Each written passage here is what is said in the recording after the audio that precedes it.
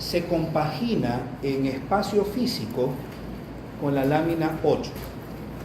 ¿Qué quiero decir con que se compagina en espacio físico? La lámina 7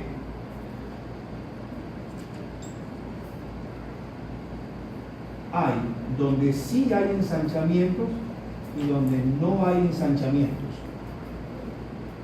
Pero la lámina 8 también hay donde sí hay ensanchamiento y donde no hay ensanchamiento.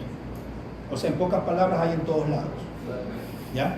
Pero ¿por qué digo que compagina la una en relación con la otra en relación a el espacio físico que entre ambas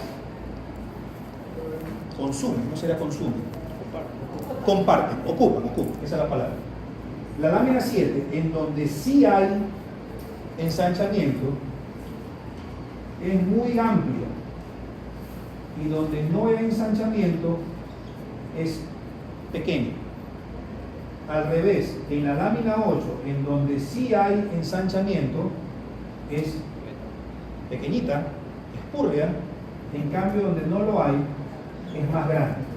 O sea, se compensan en el espacio físico entre ambas dos, como dijo el Montuno. ¿Sí? Ok.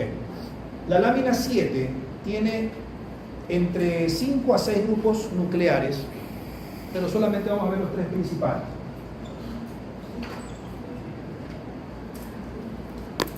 Algo que se llama columna de Clark. Esta columna de Clark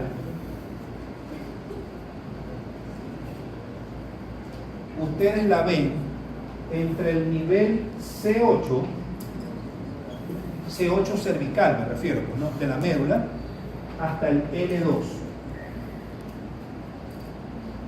¿Sí? Es una columna nuclear que solamente está en la lámina 7 de entre C8 y L2. Pero se la ve súper bien formadita, tuca, entre T10 a L2. O sea, ustedes cogen una placa entre cualquiera de los niveles entre T10 y L2 y van a ver que la lámina 7 tiene un gran núcleo que se circunscribe muy diferente al resto de las estructuras celulares en derredor y que está súper bien formadito entre T10 a L2. Pero en términos generales siempre está entre el nivel cervical C8 y el nivel lumbar L2. A eso se le llama columna de Clark o núcleo torácico de Clark. ¿Sí? Ok. ¿Cuál es el propósito de ese núcleo?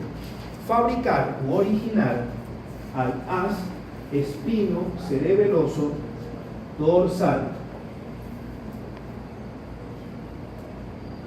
¿Sí? Por lo tanto, ¿eso qué significa? No nos adelantemos a lo que quizás alguien después me pregunte. Pero eso significa que entre L2 y C8 se va a fabricar ¿qué cosa? Un haz que se llama espino cerebeloso dorsal. Pero ya por encima de C8, o sea, en C7, ustedes me van a preguntar, ¿y se sigue formando? No. En su bolsillo, trasero. Pero entre C7 para arriba, ¿se sigue formando espino cerebeloso dorsal? Ya no, pero sí sigue subiendo. ¿Sí? Es lógico. Ya se formó, entonces él sigue subiendo, pero ya no se sigue, ¿qué cosa? Formando. Después vemos qué pasa con el C7 para arriba y L2 para abajo. Pero por lo pronto entre C8 y L2 se formó. Pero después de C8, o sea, de C7 para arriba, ya no se forma, pero sigue subiendo. Obviamente tiene que subir ¿hacia dónde? La palabra lo dice, hacia el cerebelo. Pero no se olviden que este es dorsal. Pero el dorsal, a diferencia del otro, que es el anterior o ventral, este de aquí es directo. O sea, no utiliza los pedúnculos. ¿Ah? No utiliza los pedúnculos. No, sí utiliza. Sí utiliza. Este también va a ser lo mismo que el cerebeloso anterior. Y va a pretender subir ¿hacia dónde? Hacia el cerebelo. Pero él sube ya no tanto hasta el mesencéfalo, sino hasta el bulbo. Y en el bulbo se topa con el pedúnculo cerebeloso, pero el que vimos anteriormente era el superior. Este utiliza al inferior y se mete ¿en dónde? En el cerebelo. pero siempre ¿de qué lado? Del mismo lado. Entonces esta sería la segunda de las dos razones que explican por qué una lesión de cerebelo del mismo lado se traduce en clínica del mismo pinche lado. ¿Sí? ¿Podemos seguir? Sí. Ok. Ese es el primero. El segundo se llama núcleo intermedio lateral. Ahora, dibujemos una médula.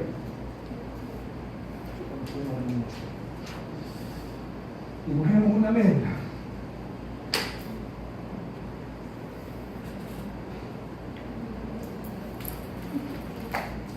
Las astas posteriores y las astas anteriores.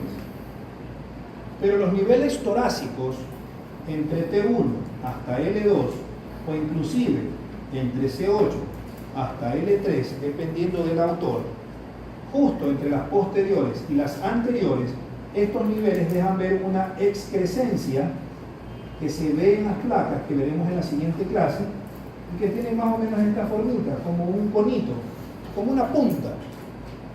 A esa punta se le llama, macroscópicamente hablando, astas laterales. Pero microscópicamente hablando se llaman núcleo intermedio lateral. Esta partecita de aquí es el simpático adrenérgico de la médula. ¿Sí? Ahora, obviamente, si es un núcleo, tiene que haber células, núcleos. Entonces dibujemos las células ahí, dibujemos las células ahí. De las células parten ¿qué cosa? Axones. Pero esos axones viajan desde las astas laterales para salir ¿por dónde? Por las astas anteriores.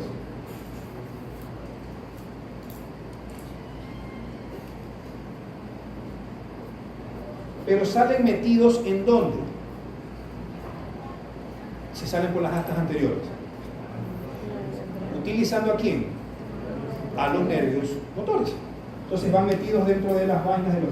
O sea, imaginémonos que este es un nervio motor de un lado, este es otro, y este es otro. No sé si me entienden la idea. Están saliendo los nervios motores, pero metidos en su profundidad va la información que viene desde las astas laterales.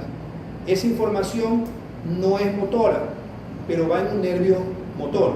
Esa información es simpática, o sea, autónoma. ¿Sí me hago entender? Sí. Una vez que estos nervios motores siguen avanzando,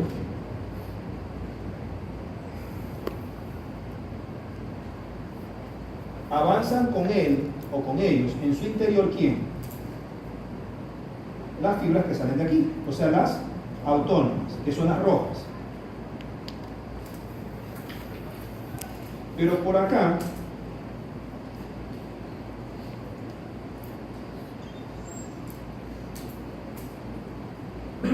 está el tronco paravertebral o el tronco simpático, o sea, los ganglios simpáticos de la cadena simpático de un lado y del otro, el tronco paravertebral. Eso lo ven en anátomo. Entonces, las fibras rojas se escapan o se fugan del nervio motor.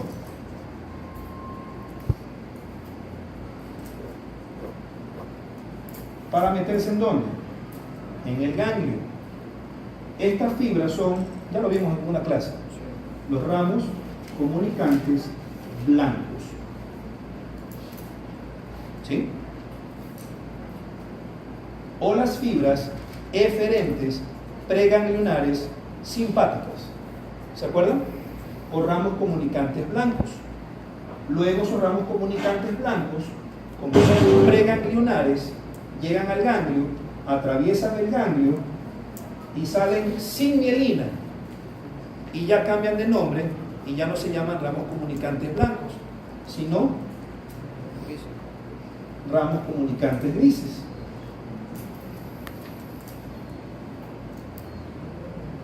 Ramos comunicantes grises. O también se llaman fibras, ¿cómo también se llaman? Eferentes postganglionales del sistema simpático.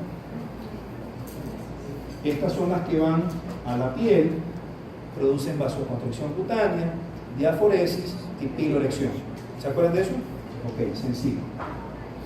Y el tercer grupo son los núcleos autónomos sacros. Y están estos entre los niveles S2 hasta S4 y S5. ¿Sí? Ocupan la misma posición que el asta lateral, pero la médula sacra no tiene asta lateral. Por lo tanto, no deja ver qué cosa. La excrescencia o puntita que les di. Imaginémonos que esta fuera una médula sacra y no se vería qué cosa. El asta lateral que sí se veía en la médula torácica. ¿Sí?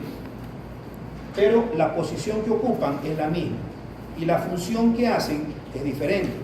La de arriba era simpática, la de acá es parasimpática. Ese es el único cambio. ¿Sí? Vamos a la lámina 8. ¿Borro? ¿Sí? 8.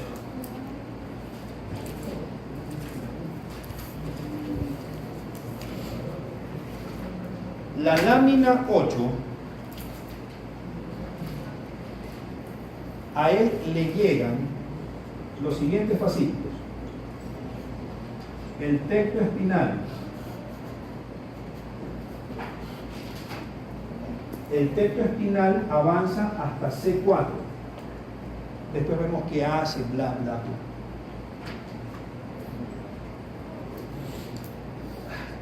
Le llega el vestíbulo espinal,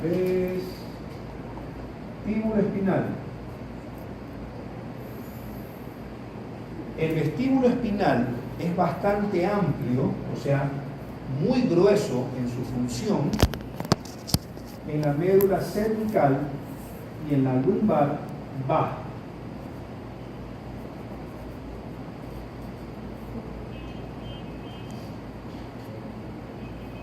Y también le llega el retículo espinal protuberancial.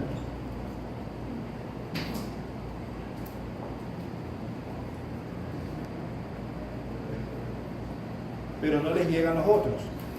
Si se dan cuenta, ni el córtico, ni el rubro, ni tampoco el retículo espinal vulvar. ¿Sí? Eso tiene un propósito. ¿Ok? ¿Sigo? Retículo espinal protuberancial. ¿Sigo? Para terminar con esto. Y la lámina 9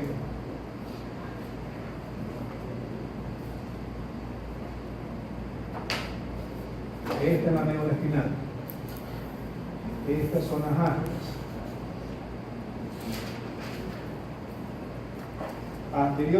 Posteriores y anteriores. La lámina que nos falta es la 9, sería pues obviamente esta, la última. O sea, la puntita más última de las astas anteriores. Y son las que originan, las que tienen 3 tipos de células. Después vemos, a propósito de descendentes, vemos, tienen 3 tipos de células: las alfa, las gamma y las beta.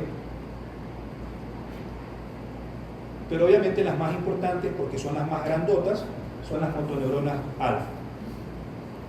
¿Sí? Que son las que van a originar, ¿qué cosa? Los nervios motores.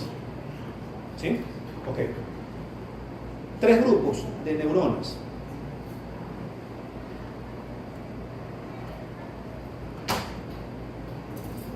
El grupo nuclear medial, el grupo nuclear lateral y el grupo nuclear retro-posterolateral.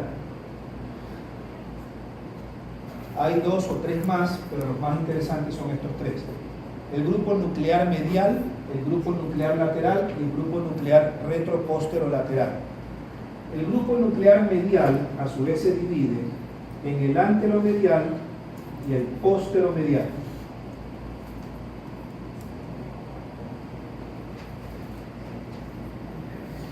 El anteromedial hay en toda la médula. En toda la pinche médula. Pero se lo ve mucho mejor en los niveles cervicales y torácicos altos, en L3 y L4 y en S2 y S3.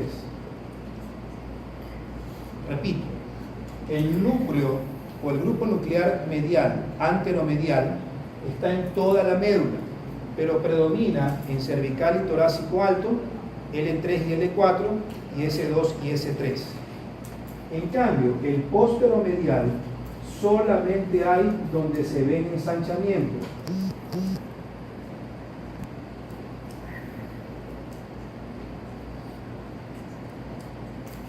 ¿Y para qué sirven?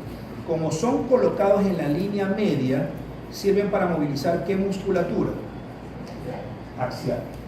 Entonces, todo esto es para musculatura axial o de la línea media. ¿Sigo?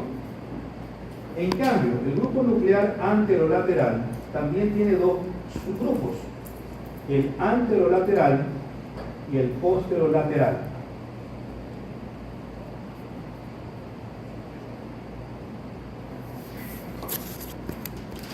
El anterolateral es solamente para musculatura extensora y el posterolateral solamente para musculatura flexora. Pero como es lateral, ¿para qué musculatura será? ¿Para la? No, pues no se dice periférico. No se dice paraxial. Apendicular. O de los miembros. Apendicular. Así como este es axial, este de aquí se llama apendicular. O de las extremidades. ¿Sí? Okay. Y el grupo nuclear retroposterolateral es para toda la musculatura intrínseca, todos los interdigitales y digitantes y los lumbricales de las manos, o sea, los pequeños musculitos chiquititos de la mano, de los dedos y del pie. ¿Sí? Ok. Para finalizar esta cuestión, estos músculos están colocados, perdón, no estos músculos, estos paquetes nucleares están colocados de tal manera que matemáticamente, como les voy a decir, de adentro hacia afuera manejan la inervación de la musculatura de adentro hacia afuera. De tal manera que si estamos, obviamente, este grupo nuclear lateral, ¿en dónde va a ser predominante? Claro, yo sé, para las extremidades, pero en relación a la médula, ¿a qué estructura? En los, eso, o sea, en donde hay, y los plexos están en dónde, ¿saben de dónde? De los ensanchamientos, en relación a los plexos, pero los plexos salen de los ensanchamientos. El ensanchamiento es medular, pero el plexo es radicular, ¿sí? O sea, el plexo forma raíces, las raíces forman nervios, y los nervios forman nervios periféricos y llegan hasta donde tienen que llegar. Pero lo que lo forma originalmente es el ensanchamiento, o sea, la médula en sí misma. Entonces, en relación a los ensanchamientos, la musculatura está colocada de tal manera que de adentro hacia afuera, o sea, de medial a lateral, en el ensanchamiento cervical es tronco superior, seguido del hombro, seguido del antebrazo, seguido del brazo y seguido de la mano. En cambio, en el ensanchamiento lumbosacro es tronco inferior, cadera, muslo, pierna y pie. Repito, de adentro hacia afuera está colocada en el ensanchamiento cervical tronco superior, hombro, antebrazo, brazo y mano, de adentro afuera. En el ensanchamiento lumbosacro, tronco inferior, cadera, muslo, pierna y piecito, de adentro hacia afuera. ¿Sí?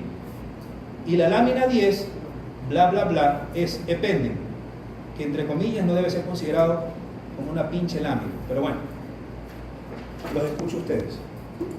No repito nada. No. Ok.